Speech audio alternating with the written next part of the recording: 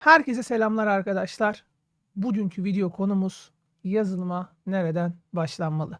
Bununla ilgili daha önce Instagram profilimde güzel bir içerik oluşturdum. Hatta bayağı fazla kişiye de ulaştı. 600-700 bin tane insana ulaştı. Fakat daha da fazla insana ulaşması ve daha doğru metotlarla ilerlemenizi sağlamak için bu içeriği tekrar daha düzgün bir şekilde videolandırmaya karar verdim. Şimdi İlk etapta yapmamız gereken şeyle başlayacağım. Bu içerik tamamen bir sohbet havasında olacak. Sevabıyla, günahıyla yani kafamdan ne geçiyorsa, ben tecrübelerimde ne yaşadıysam size onu aktarmaya çalışacağım. Şimdi ilk etap şu. Son dönemde şunu fark ediyorum. Yazılıma başlamayı isteyen insanların maalesef ki büyük bir çoğunluğunun başlama sebebi para kazanmak. Ya elbette ki para kazanmak tamam ama çok para kazanmak. Şimdi çok para kazanıp zengin olmak için yapılabilecek bir meslek grubu değil bu. Çünkü hakikaten kafayı yedirir insana. Yani bu böyle bir sıkıntısı var. Yani niye böyle diyorum? Çünkü gerçekten çok fazla çalışmanız, sabırlı olmanız, emek vermeniz gerekiyor. Bakın ilk etap zaten bu. Çalışkan ve sabırlı olmak. Bu işi ya işte bilmem ne internet sitesi yapıyormuş, güzel para kazanıyormuş, ben de yazılımcı olayım ya da işte falancanın oğlu, falancanın kızı bu işe girmiş, işte şöyle para varmış, oradan cukkala. Abi böyle bir şey yok arkadaşlar. Yani gerçekten çalışkan olmanız lazım öncelikle. Yani o falancanın kızı, falancanın oğlu bu işi başarılı yaparken ne yapmış? Çalışkan olmuş. Ya da işte parayı cukkalamış. Onun için ne emek sarf etmiş? Ne yapmış yani? Bunun karşılığında ne bedel ödemiş aslında bir kaba tabirle. Sizlerin de o yüzden eğer yazılımcı olmak istiyorsanız başarı odaklı olmanız gerekiyor. Yani çalışkan ve sabırlı olmanız gerekiyor. İlk önemli karakteristik özellik bu. Yani yazılıma şuradan başlanır. Tamam yazılıma bir noktadan başlayabilirsiniz ama karakteristik özelliğinizi de buna göre hazırlamazsanız maalesef mutlu olmayacaksınız. Ya bunu size açık açık söyleyeyim. Çalışkan ve sabırlı olmanız lazım. Hemen hemen her işte böyle olmakla beraber özellikle sabır yazılımda birkaç tık daha öndedir. Zaten yazılımcıların da ilerleyen yıllarda psikolojik olarak işte anksiyete gibi, panik atak gibi şeyler yaşama risklerinin olma sebebi de bu sabrın artık bir noktada patlaması. O yüzden gerçekten sabırlı olup biraz da gevşek derler ya böyle rahat olabilmeniz gerekiyor. Yani olaylara soğukkanlı yaklaşabilmeniz gerekiyor. Yani öncelikle bakmamız gereken şey biz buna karakteristik olarak, yapı olarak müsait miyiz? Biz bunu gerçekten istiyorsak karakteristik özelliklerimizi buna yoğurabilir miyiz? Bunu hallettiğimizi varsayalım ikinci adım. Aslında hem karakteristik bir özellik bu söyleyeceğim şey hem de aynı zamanda arkadaşlar en büyük toplumumuzdaki de en büyük yara araştırmacı olmak çok önemli. Biz araştırmacı değiliz birçok insan. O yüzden siz bu mesleğe gönül vermek istiyorsanız, bunda başarılı olmak istiyorsanız kesinlikle ve kesinlikle araştırmacı olmak zorundasınız. Nasıl bir araştırmacılıktan bahsediyorum? Aslında şu. Ya Google'ı açıp doğru kelimelerle, doğru şekilde bir araştırma yapmayı bilmeniz ve bunu yaparken ya işte falanca yerde hazırı var dur gideyim onu kopyalayıp yapayım değil ya bu buna nasıl bir mantıkla yaklaşmış bu bunu nasıl çözümlemiş bunu bu yaparken ne düşünmüş diyerek sorgulayarak yaklaşacağınız bir araştırmacılığa ihtiyacınız var. Aksi takdirde maalesef ve maalesef ki gene doğru sonuç alamazsınız. Yani doğru sonuç almaya çalışırken hatta emin olun delirirsiniz ve sonra bana gelen Instagram'dan özellikle gelen birçok soru gibi, birçok genç kardeşimizin sorusu gibi hepsine saygı duyuyorum. Ama hep kaynak aynı araştırmamak. Abi ben bunu araştırdım. Evet, bu yok. Tamam. O zaman doğru araştırdın mı? Abi araştırdım. Ya da hocam araştırdım ya da Emre Bey'i araştırdım. Emre kardeşim araştırdım. Okey. Peki bir de ben araştırayım gel. Yazıyorum. İlk seçenekte çıkıyor daha cevap. Diyorum ki bu. Aa doğru abi bu. Oğlum ben de Google'dan buldum bak şimdi bilerek denemek için. Abi ben baktım bulamadım. Ha, o zaman doğru araştırma yapmayı bilmiyoruz. Kendimizi doğru ifade etmeyi bilmiyoruz.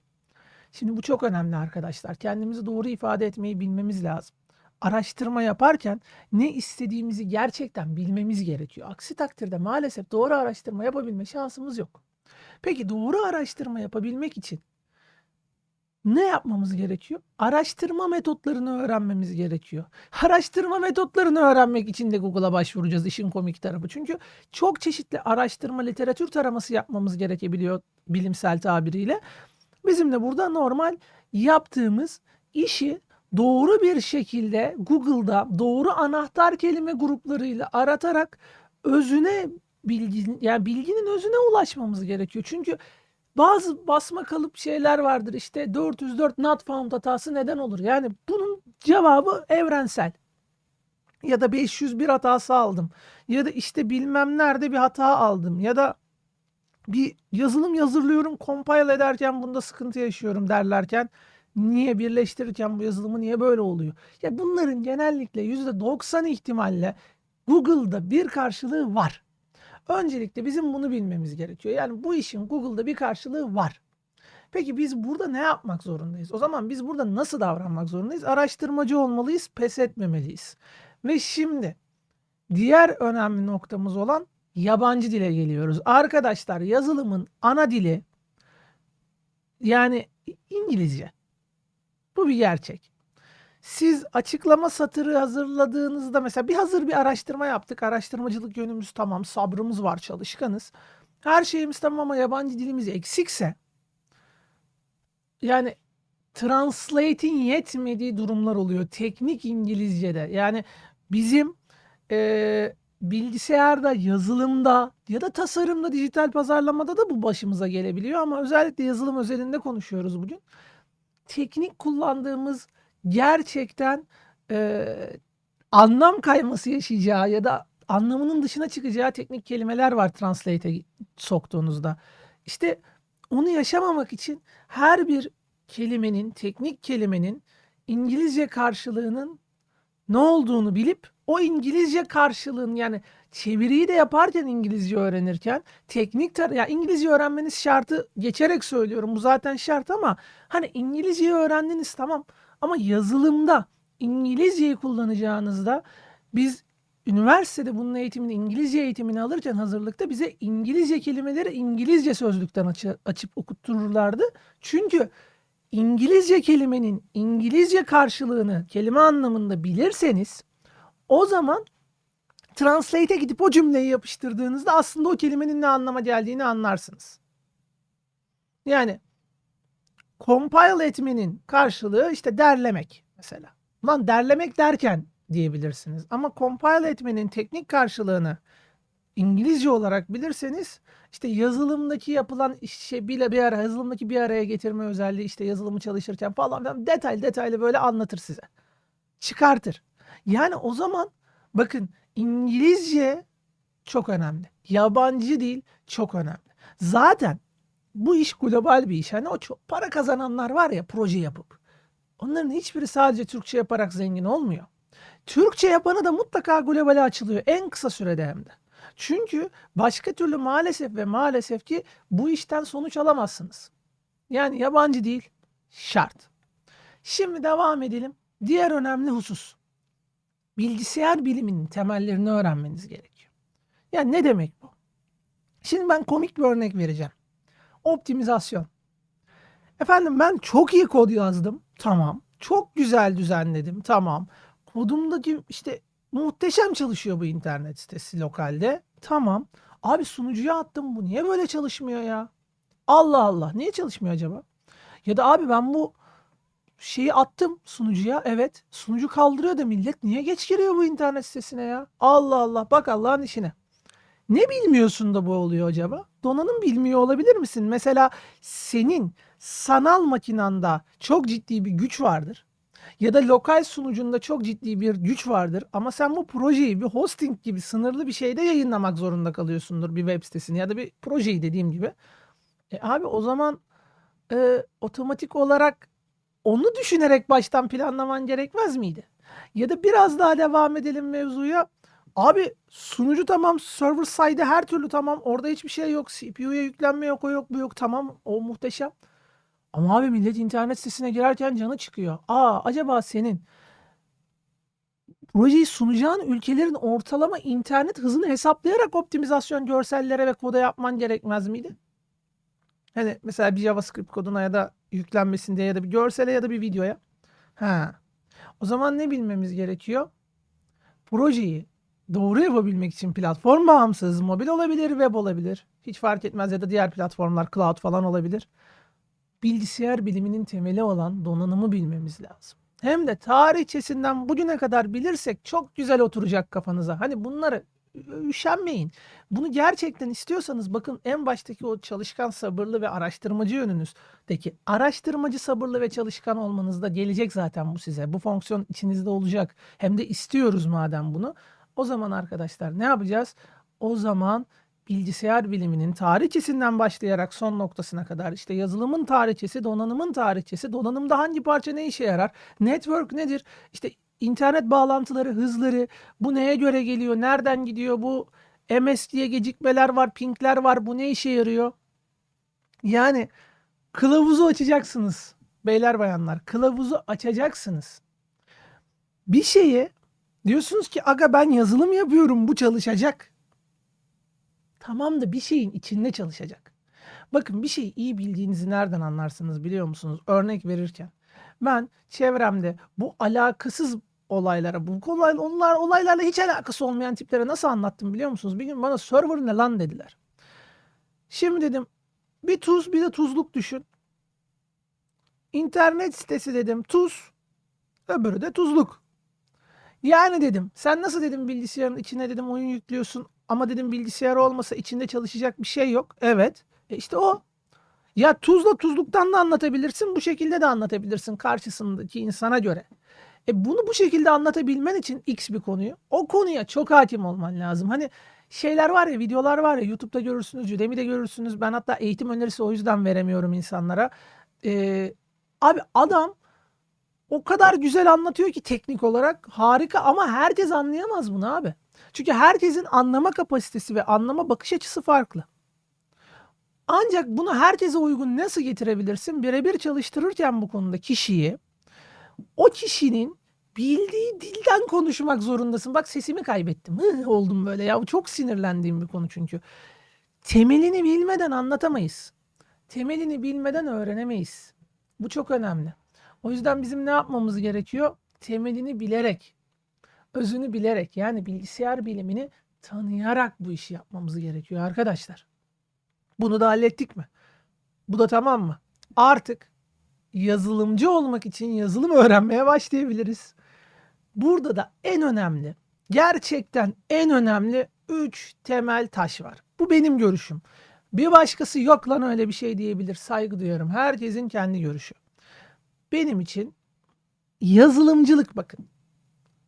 Yazılımcı olmak isteyen, yazılım geliştiricisiyim ben demek isteyen adamın öğrenmesi gerekenlerden bahsediyorum. 3 temel. Algoritma. Tüm yazılım dillerinde, tüm alanlarında yazılımın her yerinde ihtiyacınız olacak temel algoritma. Algoritma kullanmayı, algoritma üretmeyi, algoritma yapılandırmayı bilmeyen bir yazılımcı olamaz. Ha sen ben frontend developer olacağım işte HTML, CSS dediğin zaman bilmem ne dediğin abi gene bil. Çünkü algoritma öyle bir şeydir ki arkadaşlar. Bunu şöyle izah edeyim size. Şimdi bir yere işe gireceksiniz. İş başvurusunda bulundunuz. Bir sınava tabi olabilirsiniz ya da örnek projenizi göstermeniz gerekebilir. Demin bu optimizasyondan bahsettik. Optimizasyon aynı zamanda bir şeye daha hızlı ve daha pratik ulaşmamızı sağlar ya. İşte algoritma burada çok önemli. Şimdi siz projenin yapması gereken bir şeyi bu kadar da anlatabilirsiniz, bu kadar da anlatabilirsiniz. Şimdi siz bunu ne kadar anlatacağınızda otomatik olarak algoritmaya ihtiyacınız var. Derdinizi daha kısa ve daha doğru anlattırır size kodda algoritma. Bakın bu en basit anlatımı, daha milyonlarca şey var, algoritmanın önemi var. Ben sadece en halk ağzında 7'den 70'e bu işe girmeye gönül vermiş insanlar için bunu bu kadar basite indirgiyorum, bilmiyorum sanmayın. Bunun tamamen bu şekilde anlatmamın sebebi herkesin anlamasını istemem. Yani herkese hitap etmesi bu anlattıklarımın. Şimdi bunun hemen arkasından ne gelecek? Veri yapıları. Yani temel taşlardan bakın algoritmayı hallettik, veri yapıları. Zaten herhangi bir eğitime giderseniz, bir programlama eğitimine falan giderseniz ya da bence bir üniversitesini, 4 yıllık bir üniversitesini okursanız bu işin, zaten orada da bu sistematiği göreceksiniz. Bir noktada size önce bir algoritma ve veri yapıları verirler. Sonra bir temel programlama, birazdan geleceğiz. Ondan sonra tık tık tık alanlara, gömülü sistemler olsun, web olsun, mobil olsun gider yani öyle. Şimdi algoritmayı hallettik. İkinci adım sonrası hemen veri yapılarını halledeceğiz. O da çok önemli. Onun hemen arkasına da temel programlamayı getirip temel programlamayı öğreneceğiz. Şimdi bu üçlüyü neden öğrenmek zorundayız? Şimdi yazılımcı mı olmak istiyorsunuz? Aynı soruya bir daha geldim. Bir alanın uzmanı mı olmak istiyorsunuz? Ben size tavsiyemi söyleyeyim mi? Yazılımcı olun. Ben webçiyim. Ben mobilciyim. Ben bilmem neciyim. Alan daralırsa ne olacak? Ya da lan bu bana göre değilmiş galiba dediğinizde ne olacak? Ya da biraz daha büyütelim mi olayı? Sektör biterse ne olacak o alanda? Yapay zeka alttan gümbür gümbür geliyor. Podcastlerimden birinden bundan bahsettim. Bunu da yayınlamamış olma ihtimalim var mı? Aslında yok. Bu video yayınlandığında o podcast yayında olacak. Nereye gidiyor bu yazılımcılık? Orada yapay zekadan da bahsettim. O alanı çürütmeye başlarsa siz o alana podcast'i dinlerseniz daha iyi anlayacaksınız. Fakat şunu rahatlıkla söyleyebilirim. Dinlemek istemeyecek arkadaşlarımız olabilir. Siz yapay zekayı hükmedecek kadar, bir prompt verebilecek kadar uzman olabilirsiniz ama iş öyle bir noktaya gelir ki yapay zeka tool'larıyla artık son kullanıcı sitesini yapmaya başlayabilir ki bunu yapmaya başladı. O zaman ne olacak? Sadece web sitesi yapmayı biliyor olsanız ya da bunu mobil uygulamayla yapmaya başladıklarında aynı şekilde o ne olacak? Ya da bu daha büyürse ne olacak? Ama yazılımcı olursanız ve bu üç temeli gerçekten iyi bilirseniz istediğiniz alana istediğiniz gibi geçiş yapıp o alanın dinamiklerini de normalde tabii ki de istediğiniz alana istediğiniz gibi geçiş yapıp hemen başta öyle bir şey yok. İstediğiniz alana istediğiniz gibi geçiş yapıp devam edersiniz deme isteğim de şundandır. Deme sebebim daha doğrusu şundandır. Siz eğer ki oturup X süre kadar da bu işi bunları bilerek yaparsanız bunları bilmeyen sözde yazılımcı bir kişi bunu 3x, 5x gibi sürelerde çözmek zorunda kalacak. Basma kalıp bilgiyle değil, kafanızda üretip kurgulayıp çıkartabileceğiniz doğru bilgiyle. Bakın kafanızda üretip tükürükler saçıyorum bu konuda. Çok çünkü Instagram'da yaşadım arkadaşlar. Bilmeyenler vardır. Instagram'da 2 yıldır bunları anlattım ben. Şimdi her şeyi yeniden başlayıp YouTube'a da geldim. O yüzden diyorum 2 senedir Instagram'da anlatıyorum. Doğru bilgiyi kafanızda harmanlayarak ortaya çıkarttığınız şey çok önemli. İşte bunları yapabilmeniz için de bu üç temel taşı bilmeniz çok önemli. Bunları da ayrı ayrı anlattığım ilerleyen tarihlerde algoritma nedir? Veri yapıları nedir? Temel programlama nedir? Bilimsel verisini, gerçeğini anlattığım videolar yapacağım. Bundan gönlünüz rahat olsun. Hani eğitimini ise yapması işte o yazılımcı olmak isteyen adama kalıyor.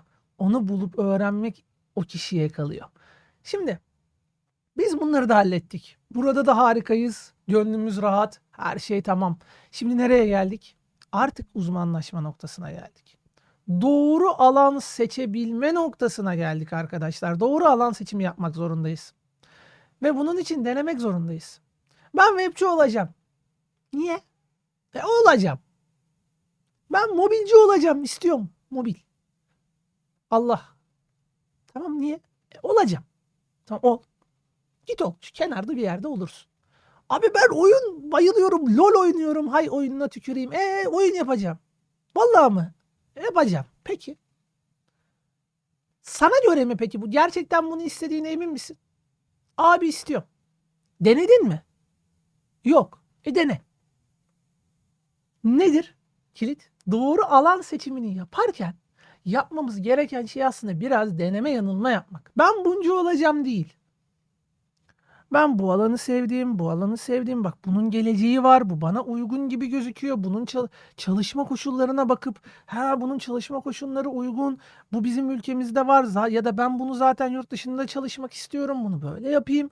Bunlara abi bir bakmanız lazım önce arkadaşlar. Yani açacaksınız, bir bakacaksınız. Ben bundan portföy yapabilir miyim? Staj yapabilir miyim? Bu alanlarda bunu yapabilir miyim? Buna bir bakacaksınız. Sonra da denemeye başlayacaksınız. İşte 6 ay birini, 6 ay birini, 6 ay birini. Zaman çok değil mi? İşte bunu öğrenciyken yapmaya başlayacaksınız dostlar. Bunu ilgili alanda okul okurken yapmaya başlayacaksınız zaten. Okulunuzu okurken. Ha ben okul okumuyorum. Meslek değiştirip yazılımcı olmak istiyorum. O zaman siz de, çünkü benim 52-53 yaşında bile danışan bir öğrencim vardı. Bir danışanım vardı bana. Danışmanlık verdiğim, bugün canavar gibi kod yazıyor. Harika işler yapıyor.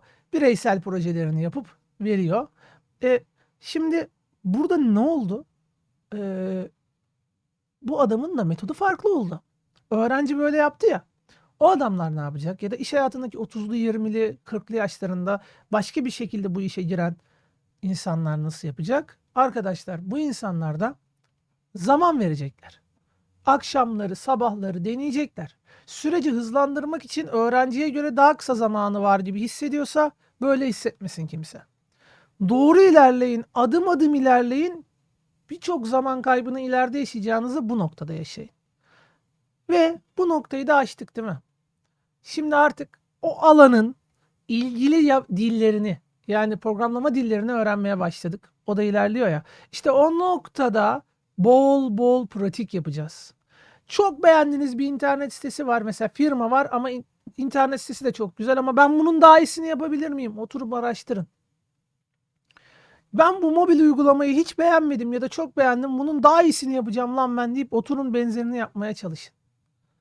İşte ya da ya benim böyle bir problemim var deyip çevrenizden bu işle uğraşan insanlar bulup yapmaya çalışın. Onun üstüne proje geliştirin. Kimse yoksa çevrenizde, benim yoktu mesela. Kendiniz oturun canavar gibi çalışın. Onun daha iyisini yapmaya çalışın. Sonra kendi projelerinizi yapmaya çalışın. Sonra da sadece kendinizle yarışın. Şiir gibi oldu değil mi? Hakikaten şiir gibi konu. Kendinizle yarışın. Başkasıyla değil. Aynada gördüğünüz suratla yarışın. Ve bol bol pratik yapın bu şekilde. Bu şekilde pratiği yaptık değil mi? Yaşımız da uygun, küçük. 4 yıllık ilgili alan diplomasına önemsiz diyorlar. Arkadaşlar bakın. Kurumsal bir firmanın İK'cılar çağırıp buraya konuşabiliriz. Olabilir. Çevremde böyle insanlar da var. Uzmanlar çağırabiliriz ama kurumsal firmaların, bakın startup demedim, küçük orta ölçek demedim, ajans kafası yerlerin çoğunu demedim ama oralarda da bunlar artık başladı. Ya devlet desteği diye bir şey var. Bu diplomalı adama veriliyor abi. Yani senin devlet desteğini, şirkete devlet desteği almadan eleman aldıracak kadar iyi bir portföyün yoksa o diplomaya ihtiyacın var. Hatta o varsa bile, yurt dışı işlerinde bile olsa, kağıt parçası olan o 4 yıllık ilgili alan diplomasına ihtiyacın var. Bununla ilgili çok küfür yedim. Okul okuyun diye bütün sosyal medyalarıma, internet sitelerime saldıranlar oldu bu lafı dediğim için. Sen milleti ürkütüyorsun diyen bile oldu. Ürkütmek değil arkadaşlar. Benim derdim bilinçli yazılımcıların yetişip inovatif şeyler üretmesi, bilinçli yazılımcıların yetişip doğru projelerle daha iyi yerlere gelmesi ve bilinçli yazılımcıların ülkeyi kalkındırması, dünyaya faydasının olması. Benim derdim sırf hop armut piş ağzıma düş. 2 alanda uzman oldum ben. Parayı da bulduk ha. Onu kakıyoruz. Bunu oradan çakıyoruz.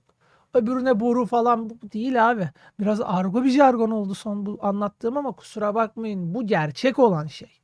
Benim derdim ve amacım maalesef bu değil, başkaları gibi.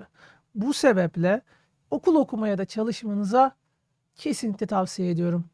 Yani okul okumaya çalışın. Açıktan yönetim bilişim sistemleri. Okuyun abi. O diploma parçası olsun elinizde. Bir de şunu unutmayın. Üniversiteye gerek yok. Arkadaşım sen üniversitede sadece bir şey öğrenmeye gidersen tabii ki de tamam, bir şey diyemiyorum.